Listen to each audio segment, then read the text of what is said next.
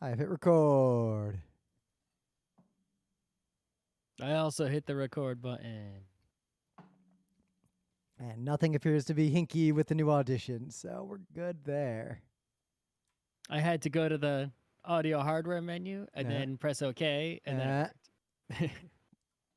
I've had to fudge with Discord because I've had the I VR. went to the menu and it looked, and I opened it and it looked correct. I closed it and then the green bar started bouncing. I'm like, all right, whatever. I see a waving, flapping all around. So I was able to correct that by disabling and re-enabling the monitor, that little R icon. Oh yeah, I had to do that too, but you know. All right. Don't see anything else I need to do. Pause the YouTube preview and it's Thursday, October 26th, 2023. I'm Rim. I'm Scott. And this is Geek Nights. Tonight we are talking about scams. So, warm today. I didn't notice, like I was working from home and I was home all day working on stuff and I thought, oh, maybe I should go run. And I step out on the balcony and it's like 70 something degrees. And it looks like it's going to be 80, Saturday? It's going to be hot for a few days relative to what late October should be. Good. Yeah. At least, you know, if you're gonna destroy me in the world, at least I can enjoy it, right? Yep. Because we have very little control over that situation right now. Like, what was what I see in another Discord? I already vote. Yeah. Yeah. All right, dive right into your news. I'm fixing something. There we go.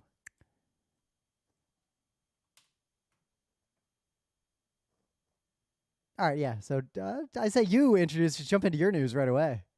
Well, I guess you don't have too many opening bits when we're just sitting inside working all day, right? On weekdays, and we doing shows more often, so there's no stockpile. It's back to normal. I didn't bike to work yesterday, so I didn't encounter any funny Manhattan situations. I haven't biked to work in like years because there's no work to bike to. Yeah, I wouldn't mind a bike to work, just the work part. I mind.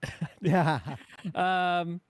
Yeah, so here's a really big news that I think basically the news is not reporting on because there are other, I guess, sexier newses to report on, even though I think this one is a positive news. I guess positive news is don't get clicks, right? Yep.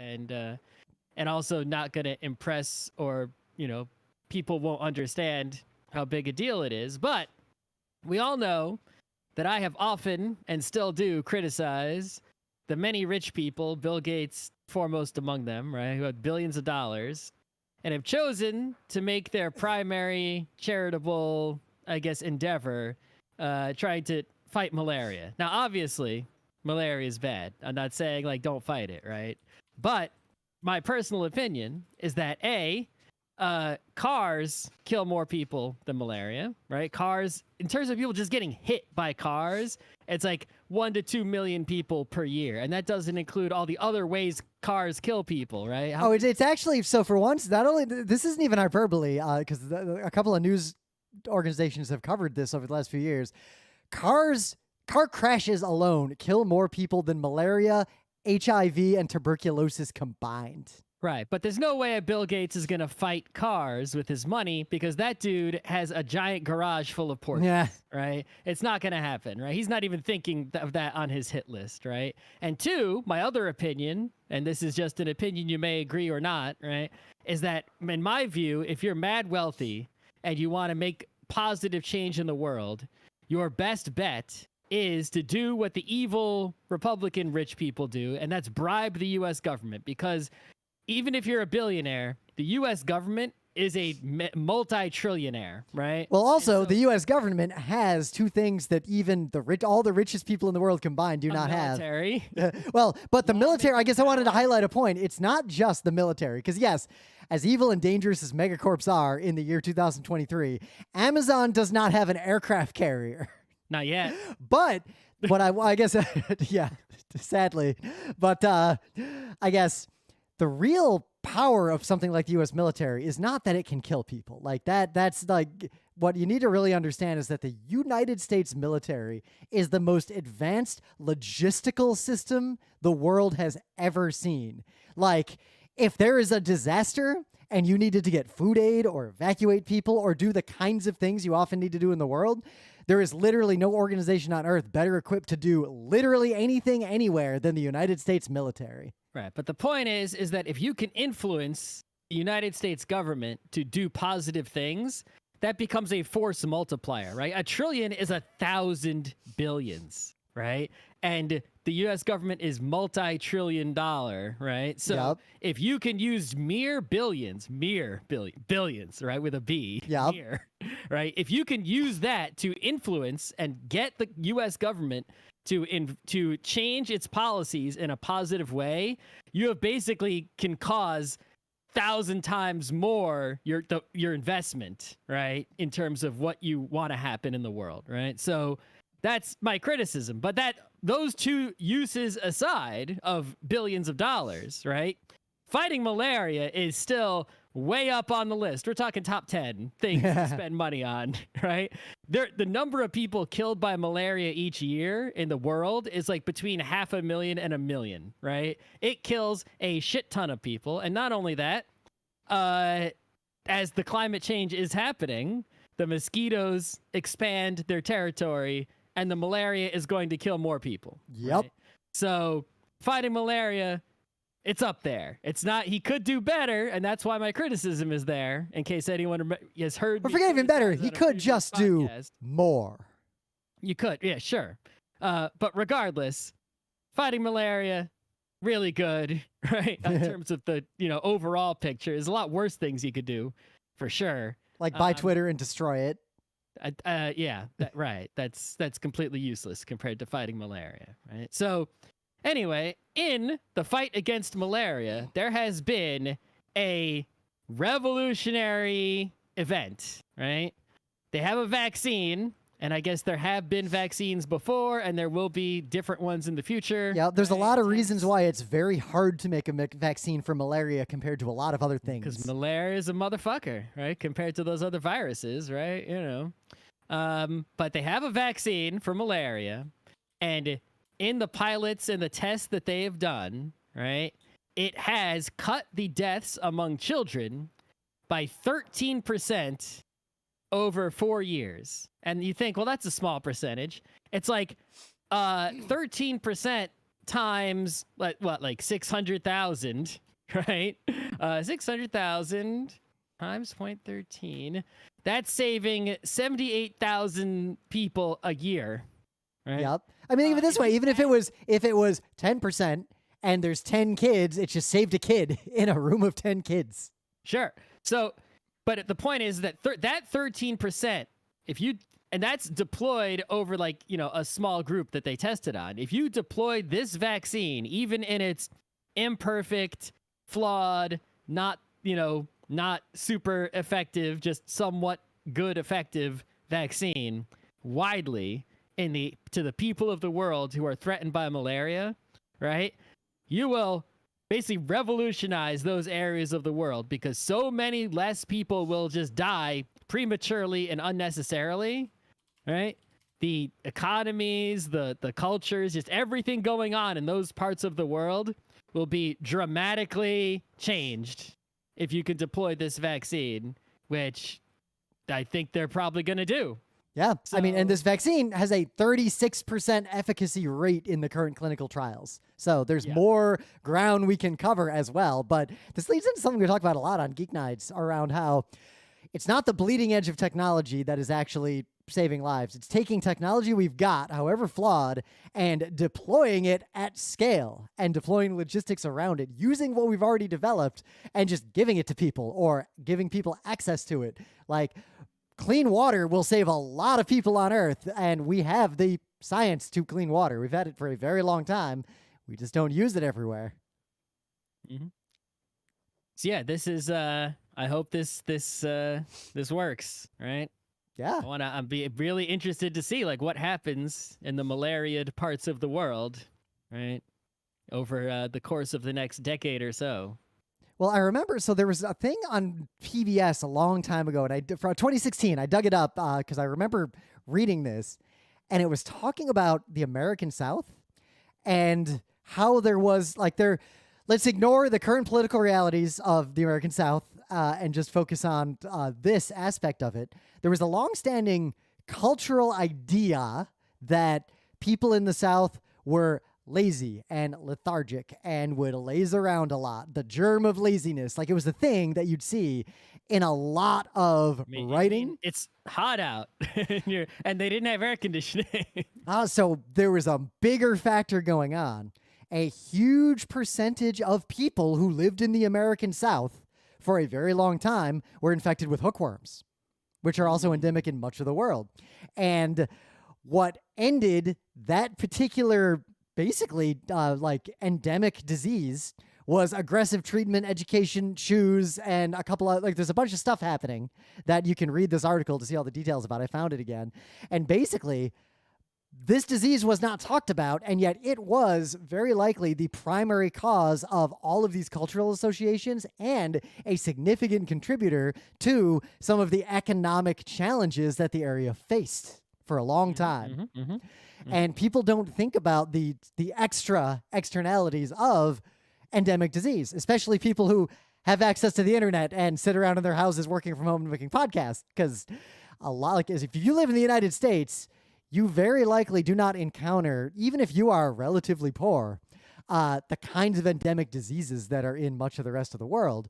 And the way we have made that happen could be deployed very widely, and it is not for political and economic reasons that are bullshit. Yep. It's like, it's the same old story where we've heard about, crime and lead poisoning. Yep. It's like, how true, right? Seems to be somewhat true, right? Go, I guess, read about it if you care. But it's like, there are these other explanations for historical events and trends on a mass scale that are outside of anything that we could see or detect, especially in the past when we didn't have the technology that we do now. And it's like we seem to just, tell the history of human society as, just humans, being how they are. And it's like, actually, a lot of things could have been environmental things that caused it to happen. They were just invisible environmental things, not like volcanoes and hurricanes, or they were visible at the time, but it's like we had no way to know that they happened unless there's some really good geology or something. Yep. Who knows, right? Well, like the collapse of the Mycenaean civilization, where all we know is around the same time a bunch of these places all seem to have burned down and or been abandoned, but we don't know what actually caused that. Yeah, but even more recent things. It's like we know about the Black Plague. Right? Yep. It's like, but. That was sort of a one that you could see, even though it was a virus. But there any diseases, especially, right, that only have non-lethal, non-visible symptomatic, non-visible symptoms, right? There could be some virus that just, like you said, the hookworm that makes people tired. It's a parasite, or lead poisoning. It makes people angry and stupid. Yeah, right? It's like So does vitamin B nature. deficiency. Right. It's like. There's no way. We had to do a lot of research and science to blame the correct thing. Yep. Instead of, certain people who always blame, just individual responsibility on everything. There was I just watched a lecture at the Royal Institute that was talking about obesity and food and the difference between processed food and ultra-processed food. But he had a really good line. I'm paraphrasing, but he basically said, in the context of physical fitness and health, that personal responsibility or willpower is usually just a proxy for poverty. And that's correct. Yes. And he went into this for a while. And then he pulled up a really interesting statistic that showed that in America, across every demographic, every racial line, every cultural line, sex, gender, everything, obesity started rising at the same time for everyone, every age group, everything. There was a year where it basically started to rise from that point, which implies that nothing any one human did had anything to do with this. Mm-hmm. In some other news, there's also very good news, but in a different way. You may remember that not that long ago, a bunch of open Nazis in something called Unite the Right had a torch-bearing Nazi rally, and a lot of people tried to act like they were not in fact Nazis, but were just concerned right-wing people who were expressing their rights or whatever. But the focal point of them and a movement around them has been around Confederate statues. Now, we already know, if you listen to Geek Nights, you know that Confederate statues are bullshit and they're not even historical. Most of them were built during the Civil Rights era, which tells you everything you need to know about them. It's not like they were built right after World War II, right after the Civil War. Even if they were, that would be weird to imagine. Yep. Like losing. Imagine like Genghis Khan and Alexander the Great have a fight. Yep. And, Alexander the Great loses, and then Genghis Khan has some Alexander the Great statues built, and they're not just like a memorial or something. Right. My great opponent, like in an anime or something. They're like in all these random towns all over. Right. They're built by obviously the people who were supporters of Alexander the Great after they got defeated. That would be, and it's like, that's a little weird. Yep. It's a little weird. So there's a particularly important and famous statue of traitor Robert E. Lee, who, fun fact, a lot of people try to rehabilitate him by arguing that he fought for some noble reason or that he was a great general, and neither of those things is true. He was a stupid villain. Yep. He was also not even a particularly good general. The North basically didn't want to engage with the full might of its military right away for a bunch of complicated reasons, and his early quote victories were kind of just happenstance, or the fact that the North wasn't really fighting that hard yet. But anyway, so the statue became the focal point of the neo-Confederate Nazis in Charlottesville. And the government decided to take it down. And there were a lot of threats of violence. It was very difficult to take it down safely. Nazis kept showing up anytime people moved in to remove it. It was moved to a secret location at one point. And over time, the news kind of forgot about it. People stopped talking about this statue. Just now, we now know the final fate of the statue. Today at 3 p.m., the Washington Post has a bunch of video, and you can see exactly what they did to the statue. They took it to a secret foundry that was not named because they're afraid that Nazis will attack the people who work there. And they invited a small number of journalists and activists. A lot of non-white people were there for reasons you can imagine.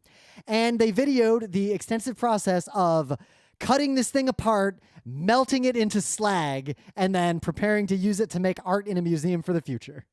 Oh, they didn't make a Ulysses S. Grant That would be fantastic. I'm not sure exactly what they're going to make out of it, but this article has extensive video of them cutting this thing apart and a lot of very cool people making very good and correct statements about what is going on and why.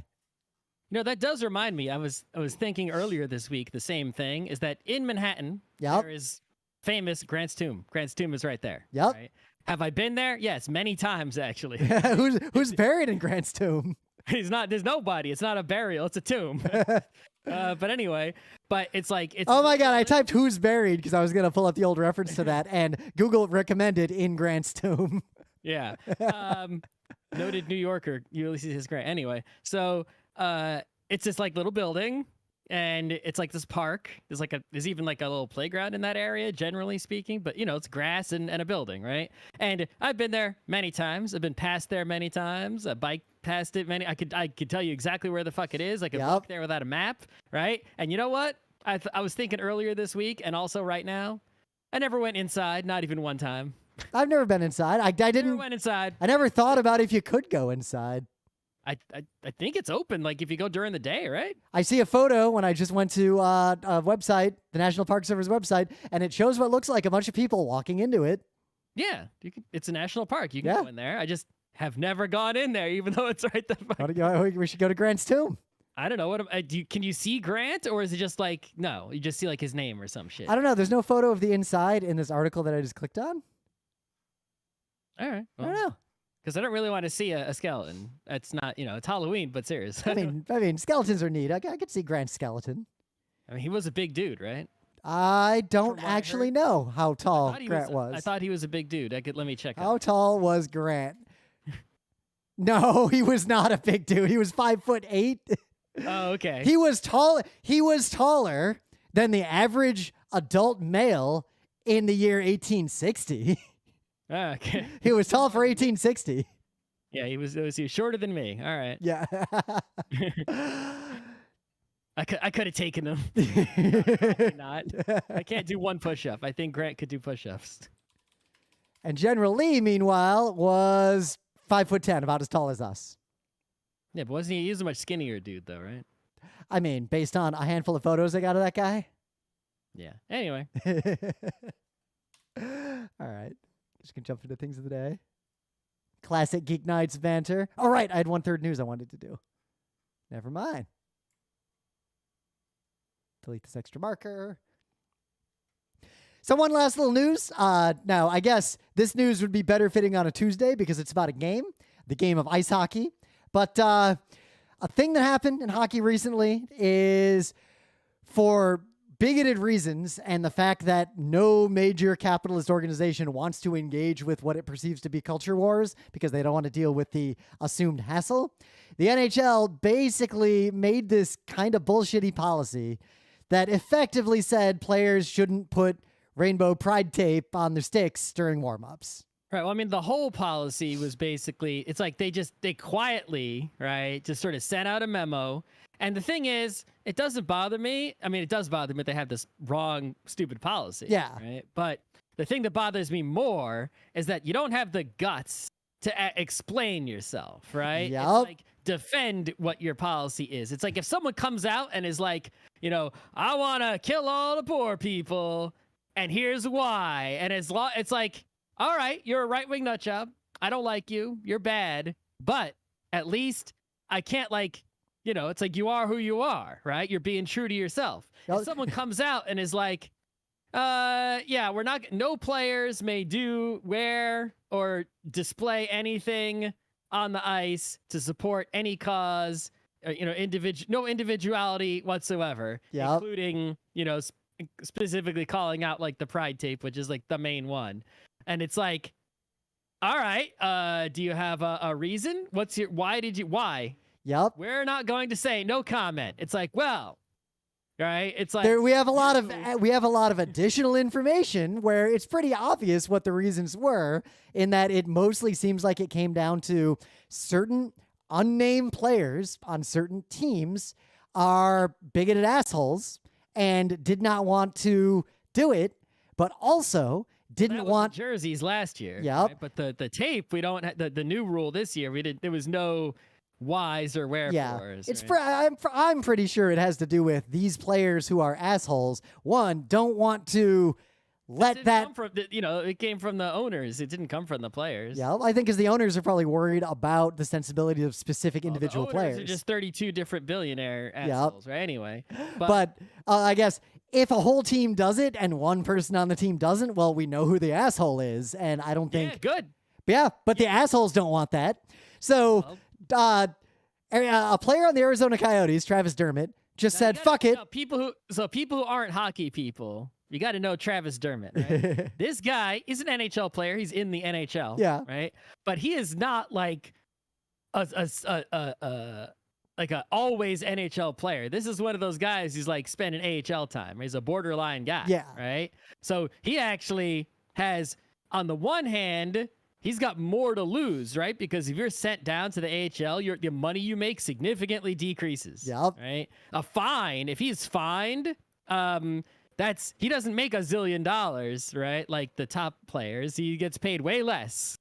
Right? Let's go to Cap Friendly and see how much money Travis Dermott gets. Yep. And even though it's gonna sound like a lot because it's professional sports, you have to understand that you can't keep playing that sport past like 30.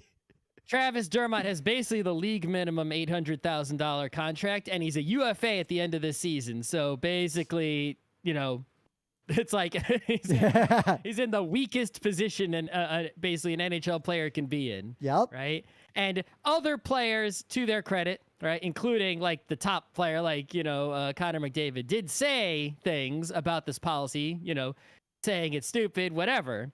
But only Travis Dermott, who had everything to lose, and this cause of, of LGBT issues was important to him, right? And has been for some time.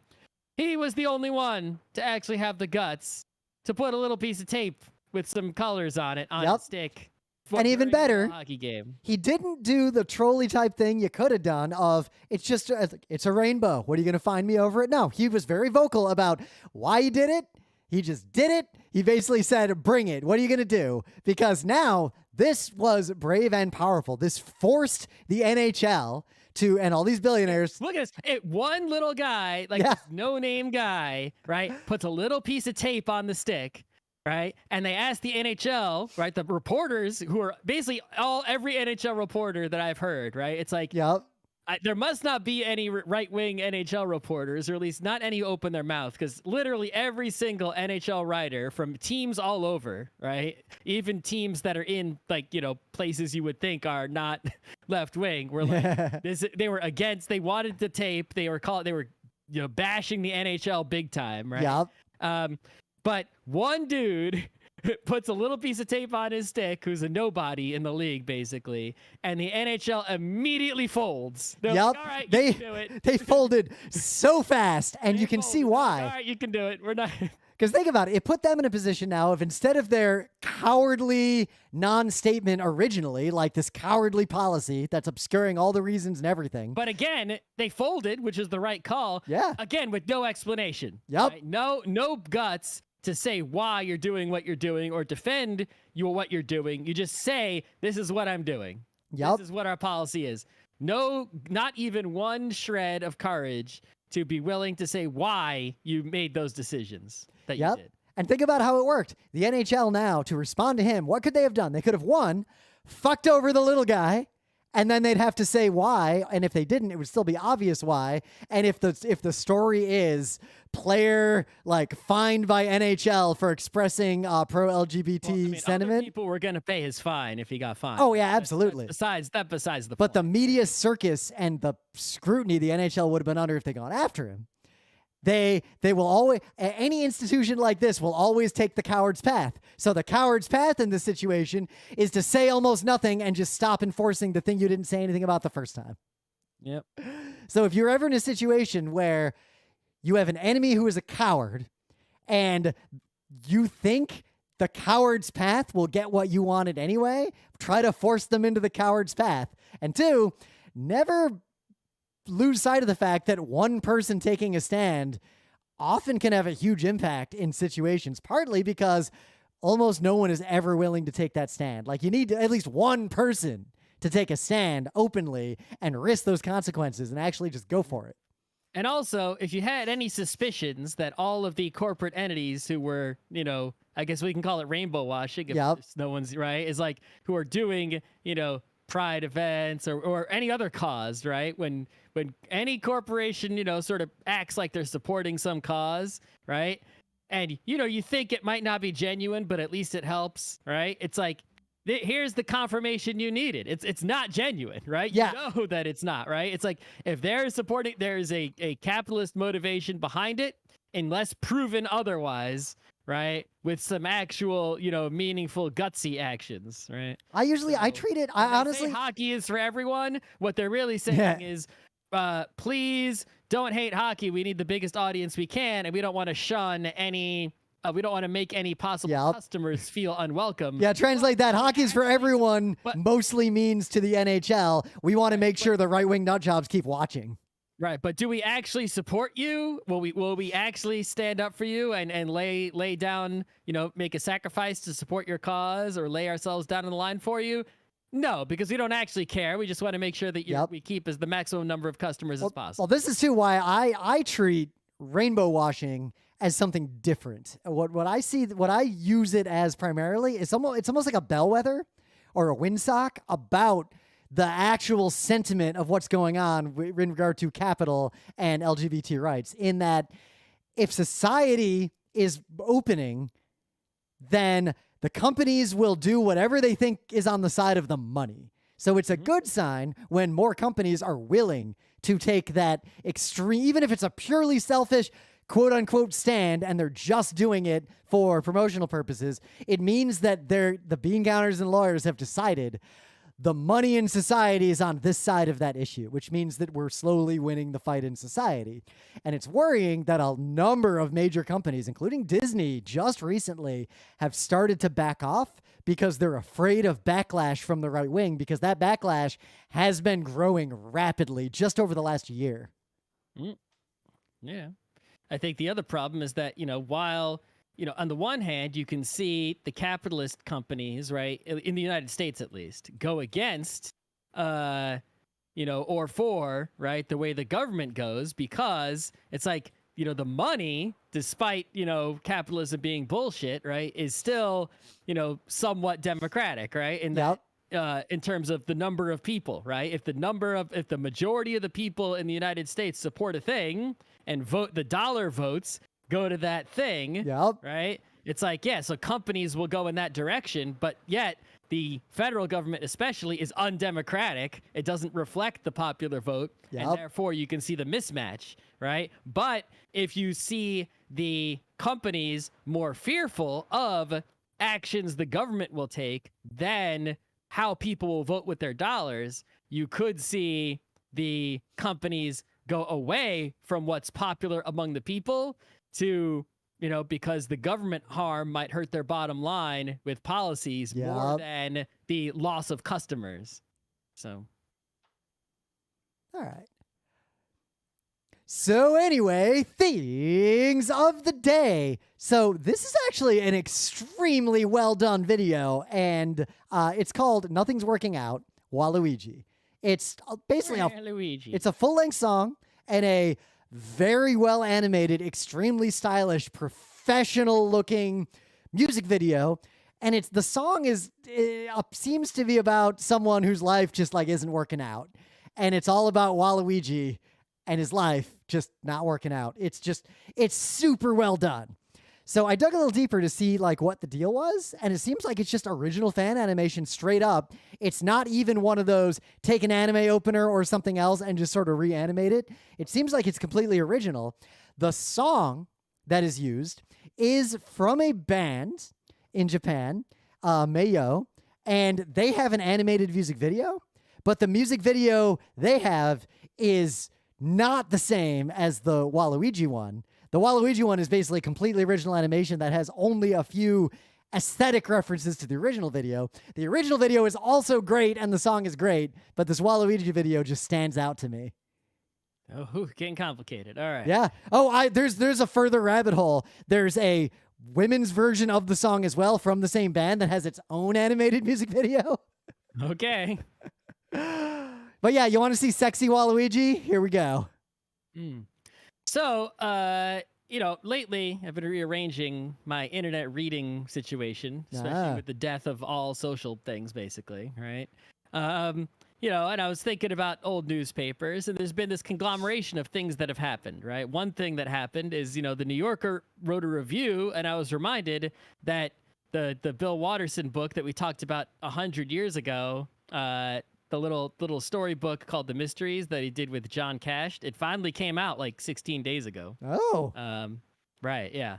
And so it's like I'm starting to think like, oh yeah, it's like I haven't been reading so many webcomics, right? It's like, like the newspaper, I'm trying to basically like, reorganize all my reading biz, right? It's like newspapers always used to have, funny bits, right? And it's like now people are reading news and there's no funny bits mixed in unless it's the New Yorker, right? So it has comics and everything, right? And it's like, hey, I should try to, basically, right, incorporate into my internet reading. I should try to bring back the comics going on. And another thing the newspapers had, right along with the comics, is the puzzle action, right?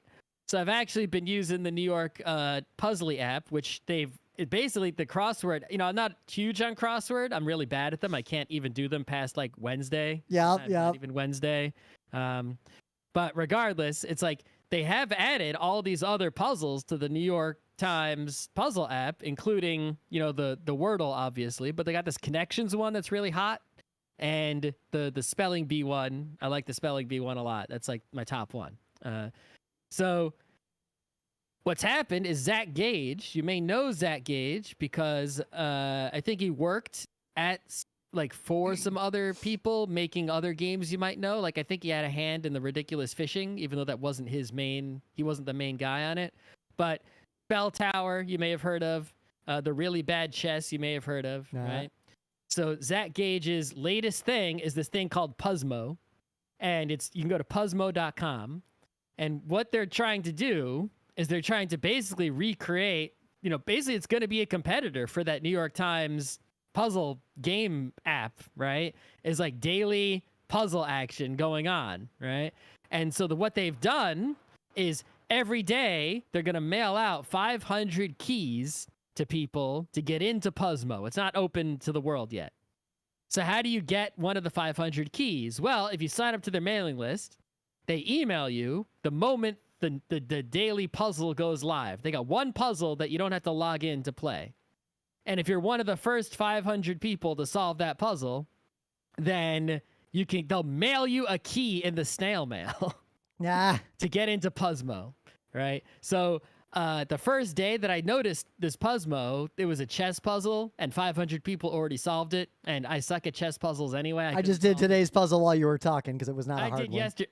Yeah, but that was an easy one, right? But I did yesterday's puzzle, and I was one of the first 500 to do it. So I'm going to get in the mail a key to get into Puzzmo.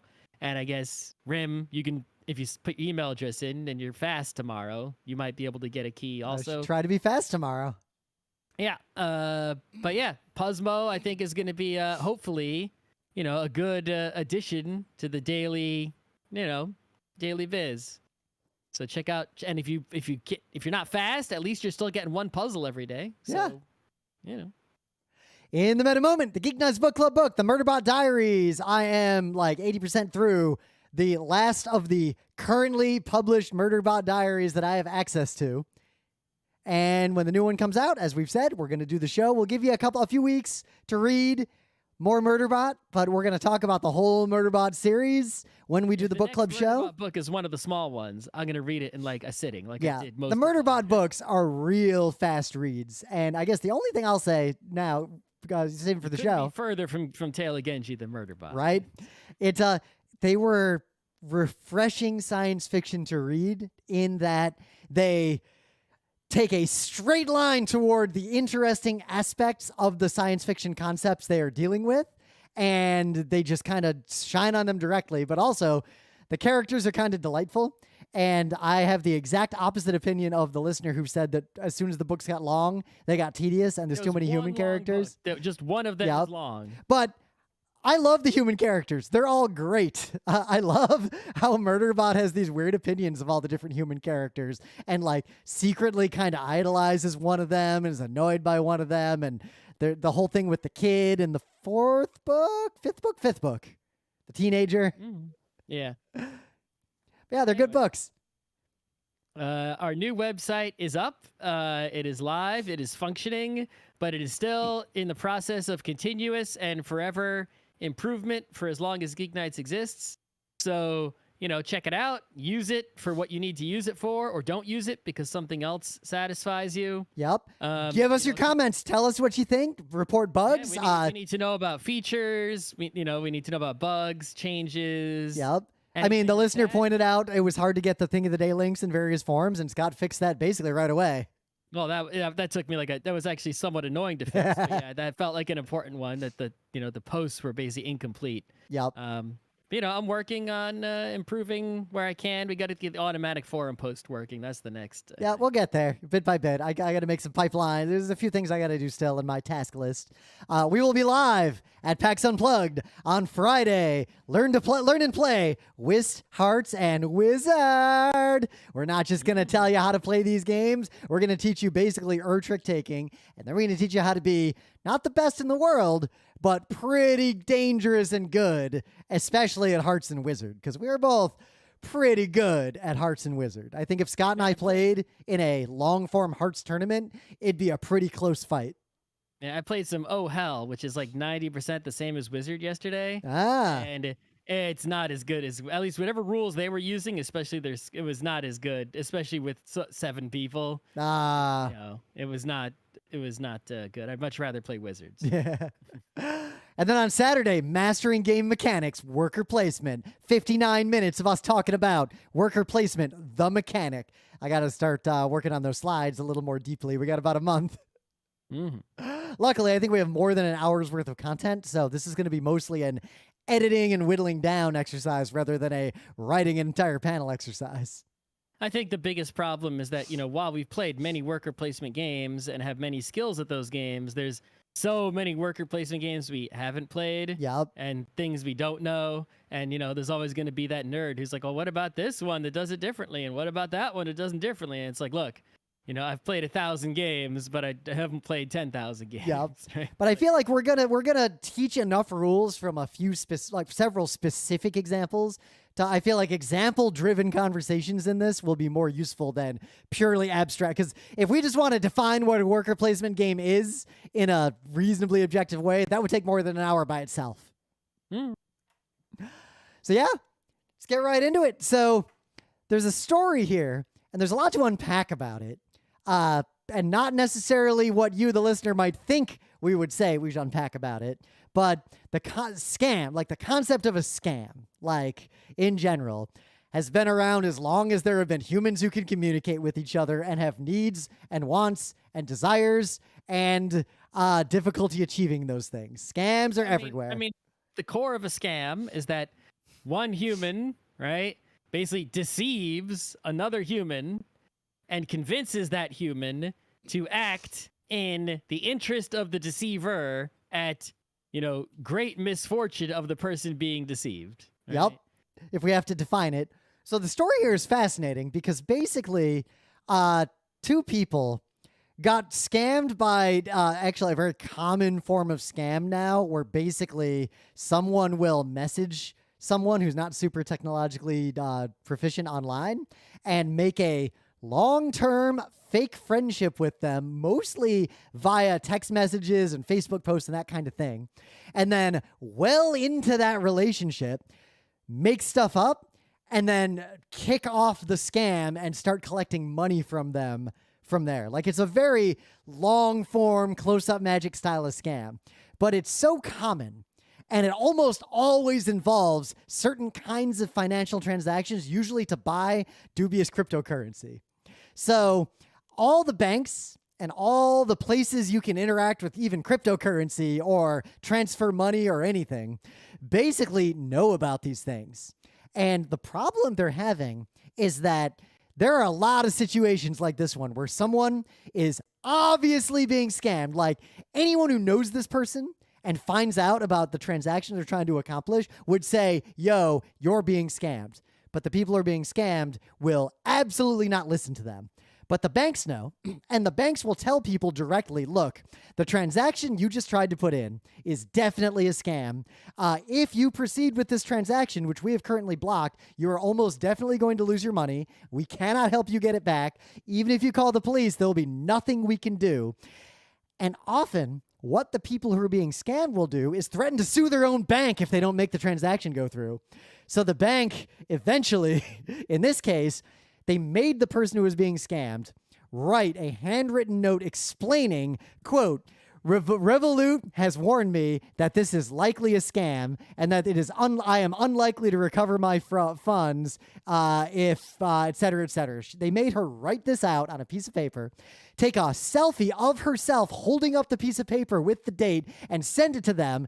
And then when they couldn't convince her, they eventually let the transaction go through. And the news article is about, oh no, it was a scam and she gave up her life savings. Mm-hmm. It's common, this kind of thing. And it is easy to try to blame the victim. And there are a lot of very credulous people out there who are easily scammed. But there is also a bigger story around why and how people fall for scams in general. Because it's kind of sad how often people fall for what appear to the kind of person who listens to GeekNights as obviously a scam, like zero doubt instantly. Have you ever been scammed? Have I been scammed? I have been scammed once when I was young in late middle school by a carny out of like $20. and I was scammed, but I knew it was a scam, and I went along with it because it was funny and fun. I was in India once, and I bought some worthless art for basically $5 or $6, which was clearly part of a scam to sell me something worthless. I mean, yeah, I have that's I don't know if that's so much a scam, right? But I mean, yeah, there have been times where like your people will awkwardly pressure you, right? Where I think that's a good example, like in a market. Especially the kind of market that doesn't exist in the U.S. so much, right? Like, I guess it does flea markets, right? But street markets. I've had people pull the aggressive to the point of I am uncomfortable hard sell on me in artist alleys at anime conventions before. Oh, that's true. That's another good. And I could definitely feel someone who was less willful or more worried about social consequences of falling for it and buying a print they didn't want. I mean, actually, I can tell you a time where I was pressured and it didn't work because I was in Israel in the year 2000, right? And this dude, we're going through a place that's a street market with various crafts and touristy tchotchkes and all that kind of stuff that you would expect, right? And this dude comes up behind me because I'm some 18-year-old white kid. Clearly, I'm speaking English. He can see that I'm not, right? He puts his arm around me and he's like, "Hello, my friend," right? It was like from a movie. I think he was talking that way, like almost on purpose. Already, my pickpocket flag is at full alert just from what you said. Oh yeah, but it wasn't a pickpocket issue, right? But he's like, "Hey, come here, check out my friend's, merch, original handmade Armenian. Oh, it's so great. Oh, this is the best. Isn't it beautiful?" Right? And it's like, he's basically it's not a scam so much as where you're being deceived. I mean, there might have been some deception, right? It's like, was it all handmade Armenian, high quality, rare shit? No, right?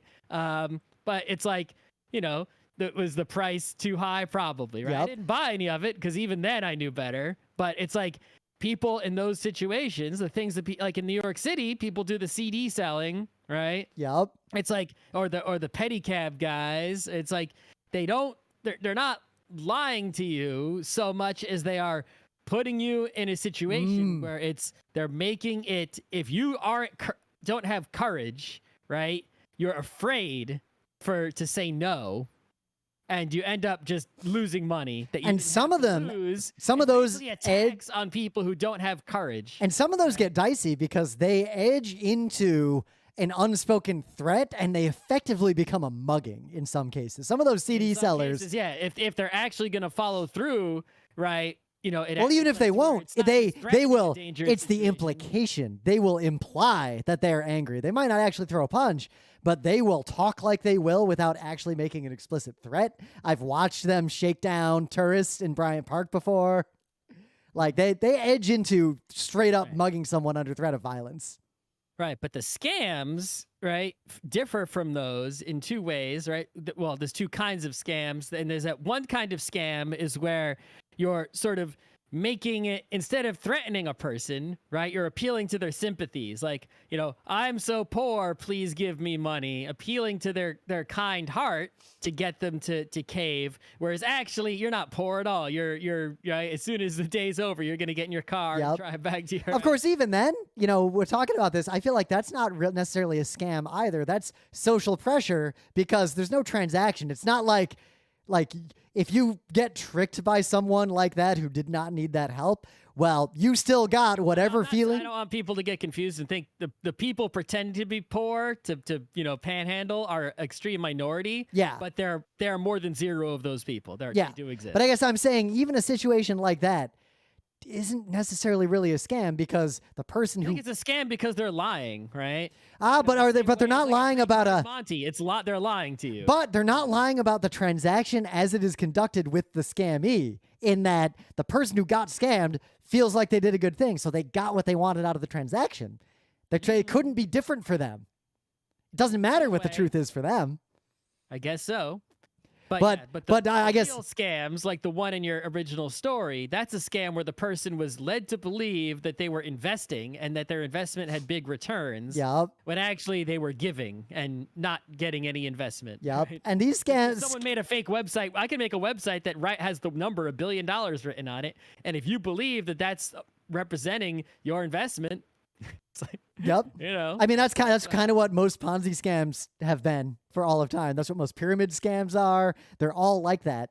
But I guess that's the line. A scam, unlike all these other forms of trickery and shenanigans and all this nonsense out there, scams, I feel like, are related to first-degree fraudulent transactions. Like Fire Festival was a scam. There was no Fire Festival. There never was a Fire Festival. They were selling a fake thing from day one. yeah, or like what about, well, then what do you say about like a fake medicine, right? Someone takes the fake medicine, they're paying for basically nothing. Yep. They take it, and then maybe they think it worked on them, right? And I would argue selling someone a homeopathic remedy that makes a claim is a direct scam. right, but according to your argument about you gave money to the fake poor person, where you felt good, well, they take the homeopathy and they feel good. I guess if you want to make a distinction there, a distinction could be that the advertisement of the effect is itself a scam because it cannot even be possible. It is absolutely fake. But the person experiences the effect, right? Just like the person experienced the feeling of goodness of donating to a poor person, even though they donated to a not poor person. True, but the donation situation, at least, that is a social effect as opposed to a medical effect that could be measured. I still say, like, if somebody is deceived into doing something that is detrimental to them, right, whether they know it or not, right, and beneficial to the deceiver, that's enough. Yeah. Right? But I guess I differentiate scams more on the method. If somehow my scam is so strong that you don't know you've been scammed even after you've been scammed, and you never believe that you've been scammed for the rest of your life, even though you were, that's still a scam. Yeah. Was it really, though? What if Fire Festival was exactly what they thought it was going to be, and they had a grand old time? Then they still got scammed, right? I like to differentiate them more along the lines of what is the fundamental trigger or goad of the scam, because there's scams that play on sympathy, like you've mentioned. Right. Pretty sure one of our old forumites got scammed by someone who claimed to have a disease who didn't, and there was a whole thing long ago, one of those old divorced dad types. But then there is the scam that plays on greed. The scam of the too good to be true deal that is the other kind that I was going to talk about. Yep. Which is the kind in your story. Yep. Because those are the kind that I find the most interesting, because if you find, especially the ones that imply that what's going on is shady, like in the one Hemingway book, I think it was in The Sun Also Rises, where they go to the horse track. Might have been Farewell to Arms. I think it was Sun Also Rises. They go to the horse track. I've read both of those, but I don't remember. No, they go to a horse track and they see that one of the horses has clearly been dyed black. Like, it's not actually black. Like, someone has dyed this horse. So they assume shenanigans are afoot. This must be a horse that's been like banned or something. There's a mob thing going on. And it's got really bad odds. So we're going to bet on this horse, assuming that there is someone else conducting a mob style betting scam related to that horse. And then the horse doesn't win. And then they're mad that they got scammed, when really, no, you tried to scam. You tried to join the scam. You thought it was a scam and you joined it. Even if you got scammed, you're not a good person, because you also tried to scam. So the kind of scam that plays on like, hey, you want to do some insider trading and trick someone into buy a penny stock, that is a scam and it's immoral. But I also don't have sympathy for the victim, because in that case, the victim basically said, yes, I want to commit a crime for money. It depends on you got to get into the details, right? Because the greed-based scams can fall into a few categories. Yep. Right? In the story that started this whole episode, right? That person, was their motivation greed? Yes. Right? Well, but it was greed combined with concern for the family, and also a phrase that gets misused, where this is probably actually true here, economic anxiety, because everybody's poor. But also just, a lack of education, Yep. Incompetence, ignorance, whatever you want to call it, but which is not that person's fault, right? We're not going to blame the person themselves for not being smart enough, right? That person might be super smart about something else that's not financial scams. Yep. Right?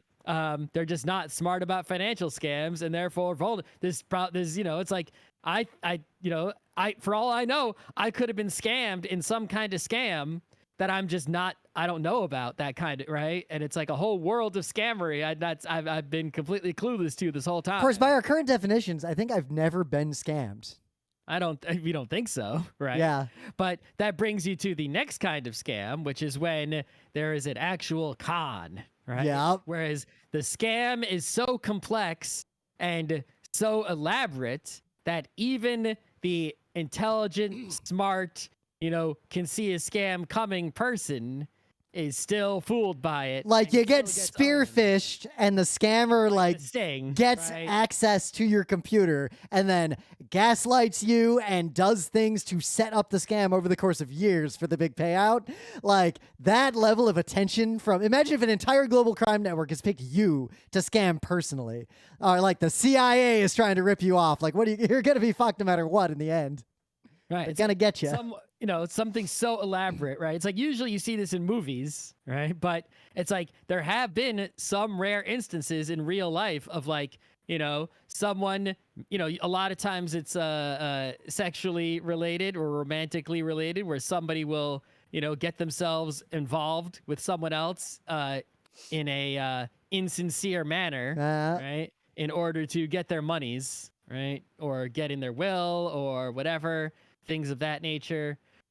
Sometimes it happens more than 0 times, and it's a scam when it happens, right?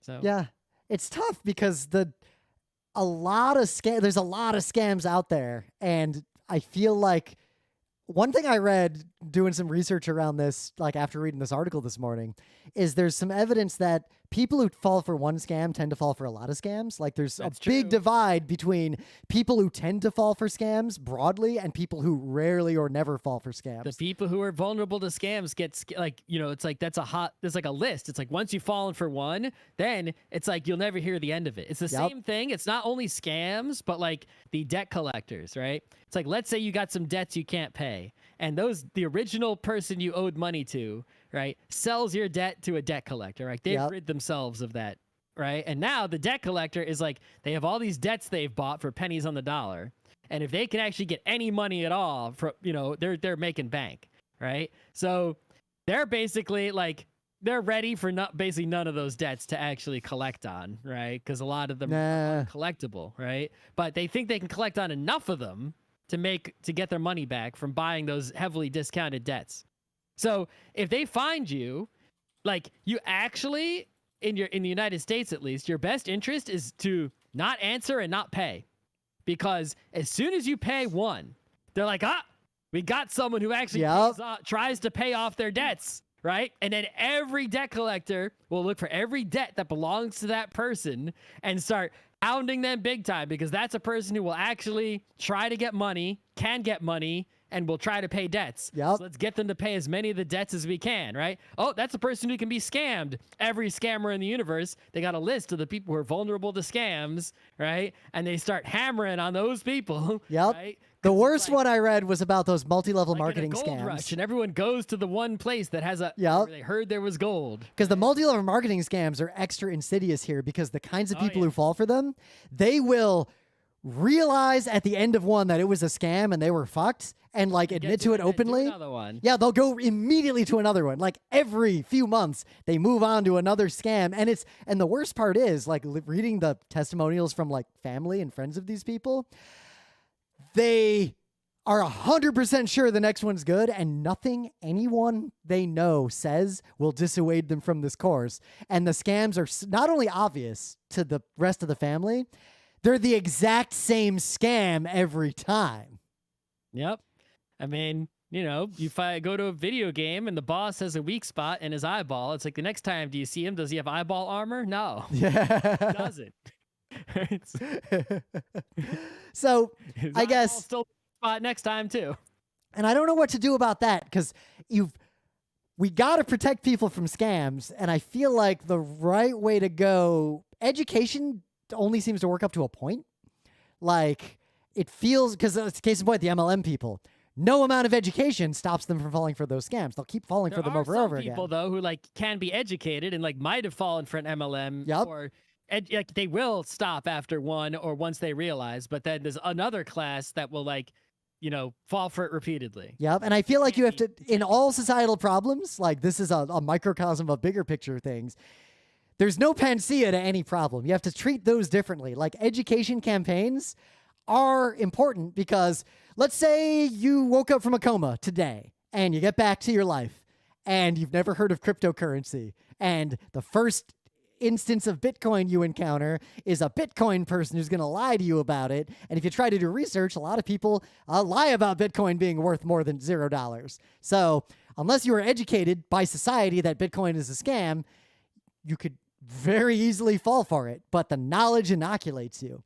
That is a separate concern from the people who will just fall for scams forever. And that's where we need to criminalize multi-level marketing. Like that should not be allowed to exist as a form of business. We should not allow, you have to, even if we couldn't necessarily ban people practicing homeopathy like on themselves. We could definitely ban people selling it. Yeah. I mean, it depends if you're going to talk about, what the law is in any particular country. But I think it's just the core thing that allows scams to proliferate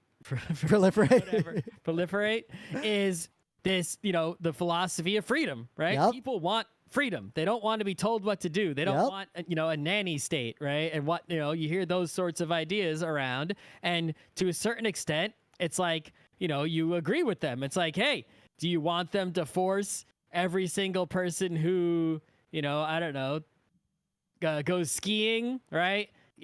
No more dangerous hill skiing because people get hurt on them. Or case in point, almost no resort requires helmets, but most people wear them most of the time because they're a good idea. But sometimes I want to ski without a helmet because I'm doing something really easy. Or like biking to work on a city bike, I don't wear a helmet when I do that. But biking 50 miles, I wear a helmet. Is there risk there? Absolutely. But that's a risk. That's a risk I think an adult human can choose to take on. And I think where society needs to intervene, and this nanny state nonsense is usually just right-wing people being mad about basic regulations that are good. We need societal intervention when dangers are not obvious to the average person. I think the difference is that not only are the dangers not obvious, right? These dangers are created by people, right? Yep. So I think what we need to do is you need to say, sure, if you want to fall for a scam, it's legal to fall for a scam. You're already victimizing yourself. There's no point in having society victimize you further, right? But if you are creating hazards, right? Yeah. If you are creating a danger that will harm people, right? If I'm going to the ski mountain and I'm installing some extra hidden rocks, and I'm putting some spikes on the trees, and I'm putting a hidden, I don't know, pop-up chainsaw under the snow. Libertarians will tell you that should be fine, and the market will decide because they're morons. No one's coming to Scott's chainsaw mountain. Everybody goes once. Except Super Meat Boy. He's the only one who wants to ski there.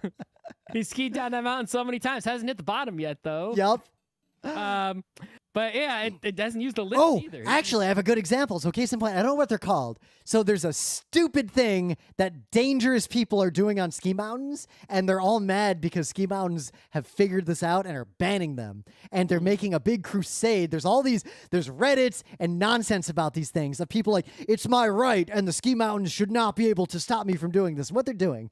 So skis are long, right? Like you've seen skis. They're about as long as a person is tall in the modern era. They need to be long for a reason.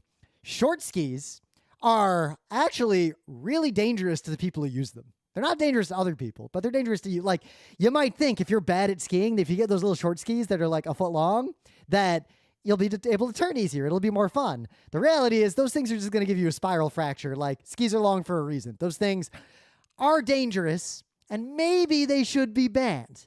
I mean, I see people in the Olympics, and they don't use short skis. So yep. Well, you can't go fast. I think that the short ones are not the right ones. Yeah, well, most people who try those short skis don't realize how dangerous they are because they don't actually know how to ski that well. Or because they don't know how to ski that well, they feel like when skiing, they have trouble turning quickly, and they feel like their long skis are awkward. Kind of like how if you've never driven a car before, a car feels really big and awkward until you internalize like how big it really is when you drive it.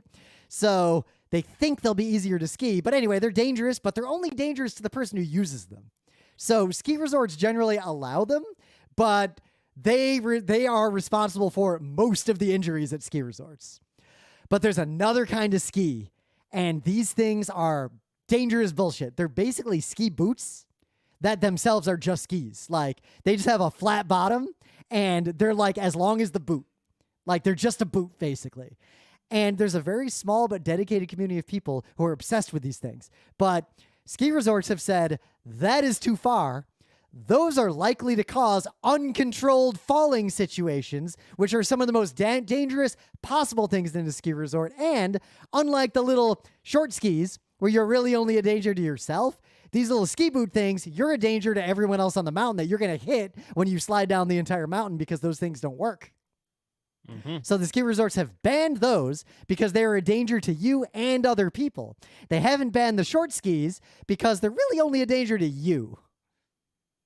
I thought that was an interesting line, and I hate the people who are using these boot skis because there is nothing good about them. And I found a whole bunch of YouTube shorts of people basically trying to do a gotcha on the cops who are kicking them off of ski resorts after they got trespassed when the ski resort said, you can't ride our ski lift with those things. They're dangerous.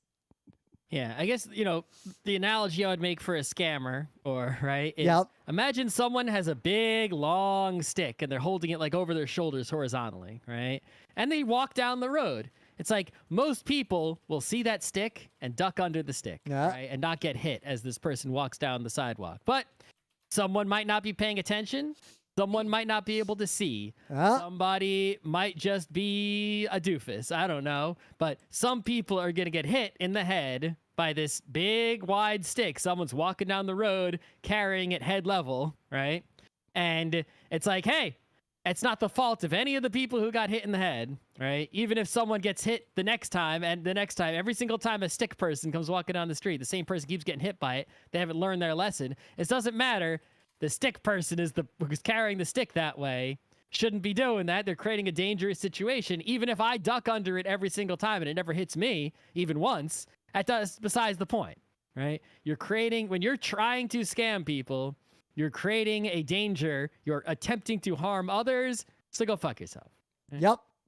So I don't know how to prevent people who fall for scams from falling for scams, but the best I can do is give you, the listener, advice, and maybe you won't fall for a scam, but it really comes down to, if something seems too good to be true, it definitely is. Like, that is how almost all scams are. If it is hard to make money, and it's hard to find a job that pays a lot, and you see a job posting that seems like it pays a lot, and doesn't require any particular skills, that's a scam. There's 100% that's a scam. If there were jobs that paid you $4,000 a week and they don't have any requirements, guess what I'd be doing? I think that, if someone's a Geek Nights listener, I'm going to trust you're smart. You're probably not falling for scams on your own, right? You're probably hip to the internet and you know how to avoid scams on your own. But the things that I think are relevant to a Geek Nights listener are, A, you're going to get, old, right? And there may reach a point in your life where no matter how smart you are now, you are no longer capable of avoiding scams in your old age, right?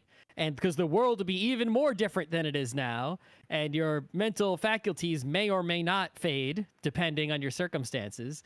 And what do you do now to prevent yourself from getting scammed in the future is you just have to put in, financial planning in place so that no one can loot you, right? Yep. No matter how foolish you become, right? And the second thing you have to do is that even if you are wise and avoid scams, right? There are people in your life that you care about who may not be so wise, and you need to protect them from scams, right? And if all your efforts cannot protect them from scams, what you need to do is you simply basically need to, as much as it may, discomfort you, right? You need to basically make sure that somebody close to you falling for scams doesn't hurt you, right? Yep. It's a very put your own mask on first before you put someone else's mask on in a plane that is depressurized. Right. So, like, let's say your parent is aging and they reach the point where they're, you see them gonna fall for scams, right? It's like, well, A, try to educate them, obviously, right? If they can't, right, you're gonna need to resort to like, measures like, hey, maybe they shouldn't be allowed to control their own monies anymore if they're so vulnerable to scam. And if you somehow can't do that, right, you need to you've done all that you can do to protect them from themselves and getting scammed, and there's no more that you can do. 2 of the listener in the stream talked about how they got scammed in various ways, and a 3rd listener's parents are currently in the process of being scammed and they don't know what to do. It's a widespread problem. That's a shame. That's right. I think if you can't educate them and they can't learn their lesson, and you can't protect them from themselves using any available legal means. I mean, I had a friend in high school who fell for the Amway scam, and I hate to say it, I had to defriend them. Like, I could not interact with them anymore. They were gone, and there was nothing I could do about it. It's like, it sucks big time, especially if it's like, like the listener, right, where your parents are being scammed. It sucks big time, but once you've done all you can do, you just have to protect yourself, right? If the person being scammed comes and asks you for money, it's like, no, absolutely. You bought a bunch of MLM stuff and you're trying to sell it to me? No, right? I'm not going to be a part of it. And if you keep coming after me for it, it's like, I have no choice but to stop being in contact with you, right? Yeah. It's like, if it gets that bad and no amount of education, if all the other measures do not work, then that's like, it's really sad, right? That basically some strange scammer person can like effectively steal away like people that you cared about from your life. But there's no other option that I'm aware of. Right? Yep, because they're still the bad guy. Like, they are the one, the scammer, who is causing the moral hazard in this case. Yep. But yeah, it's in terms of not getting scammed yourself. You can do once, especially if you don't. It's like you could try to spend money to go and like, find the scammer and, hire investigators or who knows what to try and go fight the scammer or something. But it's like, now you're losing money. Oh no, one of the listeners even they know someone who fell for the Amway scam, and it got to the point in high school where even the teachers were like, "Kid, it's a scam. It's not a job. You got." But I guess it didn't work. Mm-hmm. That's the thing that I have no idea how to help with. Is there anything you can do to protect someone else who is scam vulnerable, just broadly, like the kind of person who moves from scam to scam to scam? I feel like there's literally nothing you can do. Yeah, I mean, if we knew something you could do, right, there would be a lot less scammers out there already because people would be doing that thing. Yeah. Right? Right. It's like, if there was an answer, the problem would be gone. Right. If there was it's like. Yep. If there were jobs that paid $4,000 a week to do nothing from home with a high school diploma, everyone would have that job.